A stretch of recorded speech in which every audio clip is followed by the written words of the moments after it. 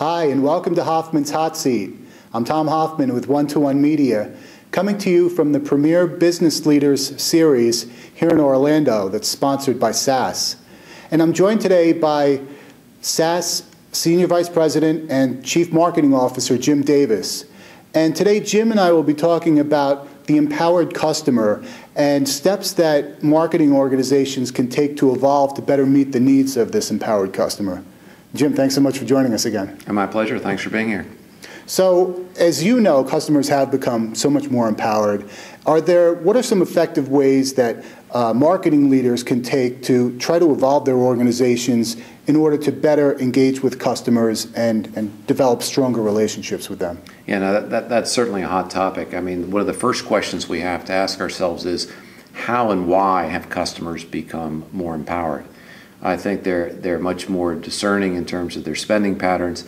I think some technologies have evolved, particularly around social media, that enables them to communicate with their peers to find out what the fellow customer's experience has been, and there's power in that. There's power in those social networks that are out there. So as far as marketers are concerned, I think marketers need to begin to think in terms of it not just being a one-way a blast of information out, marketing information out. We have to look at how do we begin to achieve more of a conversational environment with the customer. And I think social media analytics is one thing we can look at.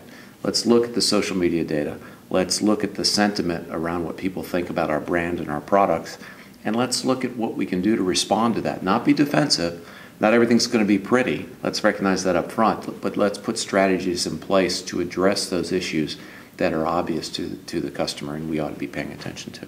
So to that end, are there steps that marketing leaders should take to, say, train people within their organization or others who are in, say, customer-facing roles to be able to actually engage in conversations with customers as opposed to blasting them with emails or other communications? When we talk about it being a conversation, it has to be a two-way conversation. And I believe that social media is a hot topic, and it should be a hot topic. There are more social media users out there today than there are email users, and it's growing leaps and bounds every day, every week.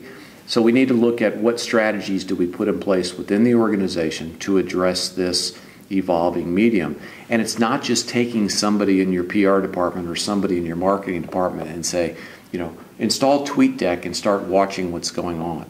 It's more understanding what's important to our organization, what brands, what products, what do we want people to think about those brands and products, and putting a process in place whereby we measure over time what people think of us. There's also an opportunity to introduce more of a real-time approach to social media analytics. We have a product called Conversation Center that is very good in the banking industry, the travel industry, also good in online retail, where we can look at what the sentiment is at any given point in time. It's coming in, and if we trend negative, let's drill down, find out what the negativity is all about, and address those customer issues at that point in time. Okay. We can't look at it on a monthly basis. We got to look at it real time. Sure. Yeah, and there's much more demand for that now. Mm-hmm. Also, I wanted to ask. As you also know, there's just an ocean of customer data out there that companies can analyze. But, many companies struggle with what do we actually analyze? How do we refine this data and act on it so that we can act on it effectively and develop relevant and meaningful offers to customers, as well as relevant and meaningful support? Is there any advice you can offer there as to how companies can tackle that? Yeah, the first thing is don't be scared of the data. I mean, I think there's this term that's out there in the media today, which is big data. And it didn't just happen yesterday, and it didn't just happen last year. It's been around forever. The difficulty has been in how do we process all that data. So organizations have had to spend a lot of time coming up with sampling schemes, trying to determine up front what might be important, what might not be important. The good news is there's a lot of technology that's here today and is only going to get more prevalent over the next few months and years. High-performance computing, where we can begin to look at very large amounts of data and look at processing all of it and going into discovery mode to find out what are those unforeseen patterns in the data.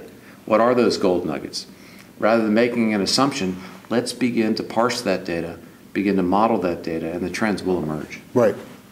So as we talk about the opportunity for marketing organizations to transform themselves and evolve, can you point to any examples of companies whose marketing organizations have really been succeeding at this?